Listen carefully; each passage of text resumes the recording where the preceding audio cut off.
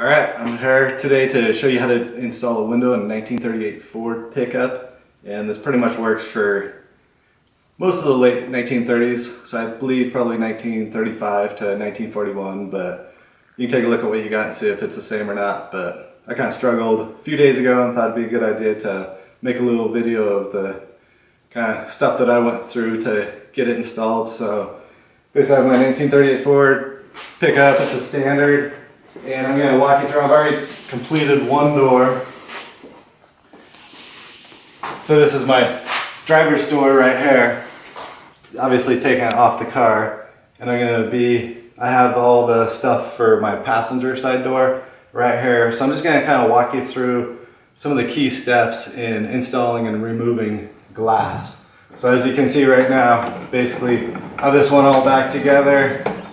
Works really nice. It's got all new seals in here.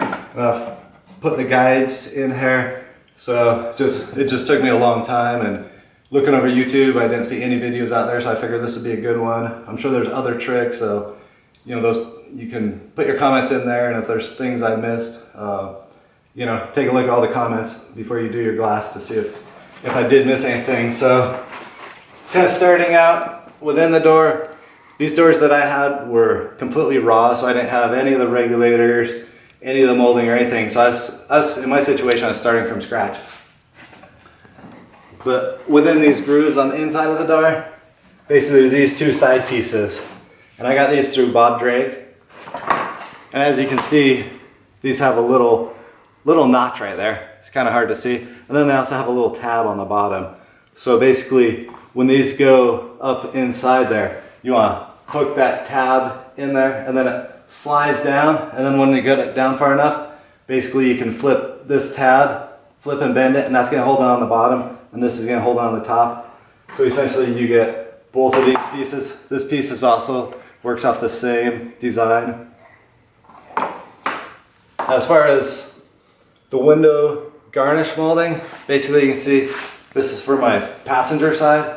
I've already put the felt on here. There's this little clips. Again, you can go with the original clip, which clips around, or you can go with, on this one I have Bob Drake clips. You actually drill into the back of the garnish molding, and it has little aftermarket clips that you can put in there. But after all said and done, you can see it makes a real nice fit in here. It'll definitely seal it up on the interstate. I have a new piece of glass right here, this tinted. As you can see, you can either use glass tape, or in this case I used some molding from Bob Drake. And this molding here is kind of cool. Basically your glass is going to fit inside of it. And you can see it has this little lip right here. So that little lip is going to go to the outside of the door. So when your window comes all the way up, that little lip is going to press up against there and help seal out rain and wind and stuff like that. A little better than the standard tape that you would put in.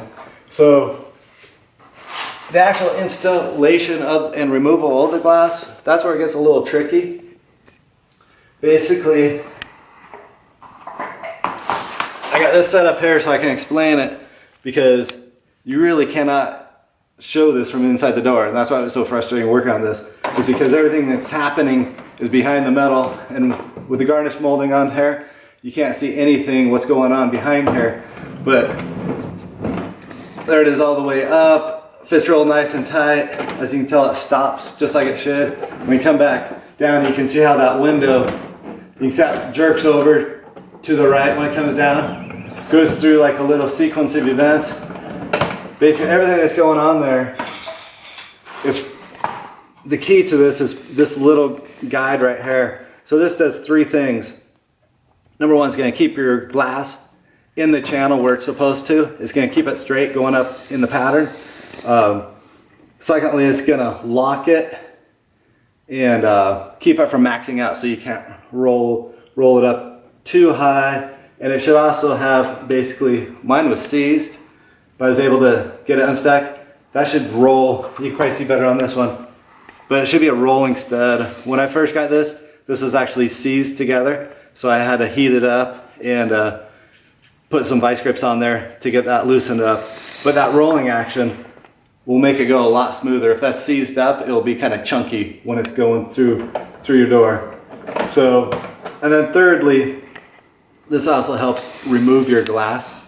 So when you get this when your glass goes all the way up to the top, this is going to give you the ability to remove your glass, and that's what I'm going to be talking about next. Because right now, if you were to try to take your glass out, you take this off, you really don't have any wiggle room left or right to move your glass. You should probably pull it out. Your glass is going to come out from the top, and it's going to come out, you're going to bring it angled, and you're going to bring it up like this, which I'll show you. And you can see, this is the passenger side window regulator, but I just wanted you to see how this works. Because on your window regulator, and this is what really kind of tricked me, this right here is your guide. This is, when this goes in right there, it's going to be at the very, your glass is going to be at the very top. And that's where this is going to come inside here. It's going to roll up, and then how it made that jolt at the very top, it's going through this little transition right here, and then it's going to hit right there, and that's going to keep your window from going up too high. It's also going to, like I said, it's also going to lock your window in. So I'm just going to crank this up, and you'll be able to see as the window's cranking up. See if I can spin this to the back side. You're going to see that stud. It's going to start. It's really hard to see. You can see it just went through the opening right there. And that's the key to this whole window assembly. And then it's going to come up.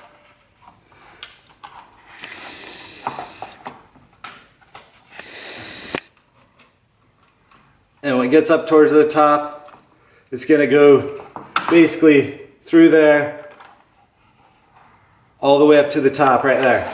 So that's where it locks into the top. As you can see, this little mechanism here is almost maxed out. And that's why, basically, that's how you can get your window. So like right now, it would be at the very top, right there. Again, this is reversed because this is passenger door. So essentially, this is maxed out here. The key in, you cannot get your window out. So what you want to do is, when your window is down like this, when you're taking your glass out, first of all, if you're fortunate enough to have glass in there, you want to, and you're replacing it, you want to mark where your glass is, because it's difficult to get that tracking. It may be a trial and error process. So first thing is to mark your existing glass. If you don't have glass, I'll show you in a second how you can deal with it. First thing for removing your glass, you want to take this garnish molding off, and you want to take this stud off. And there's a 7/16 nut on the back of there. So you're just going to use a large screwdriver, get that back there, and take this off. I'm not doing any work today, I'm just kind of showing you. It took me long enough to put this together. So once that key is off, basically you're going to want to roll your window. You're going to roll it all the way up.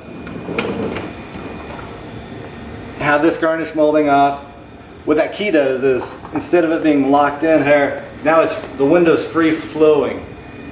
So you have some wiggle room. So as you can see on this side, this linkage here is right on the edge of coming out of that track, right? So basically what you're going to want to do is, I'm just going to illustrate this here. That window is going to pop up, and again I have this key in, so you're going to be able to slide with that key gun. Your window's actually going to be able to slide inside this door frame. So this is going to slide over a little bit. That's going to get this first one to pop off, and then you're going to angle it a little bit and bring it down and slide it out the rest of the way. And it does take a lot of wiggling and stuff. The reverse of it, as you can see on these, well, you probably can't see, but there's a little spring and little nipples in there. But it's a little trickier trying to put it back in, because you have to hold these springs with your finger. So basically, the only way you can get to it is just having your hands up in there and kind of trial and error, because it's kind of a pain. But that's how it comes in. It's going to come in angled, a little slanted, get it in that first one, and then bring it back the other way and slide it in the other one.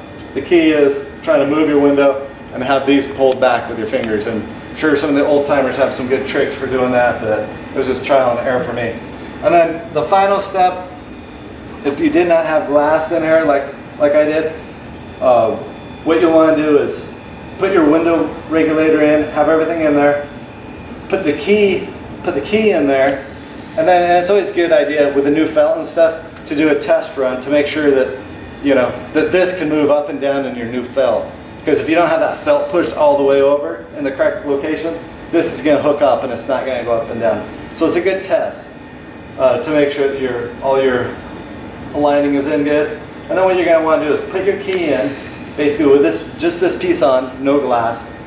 Crank it all the way up.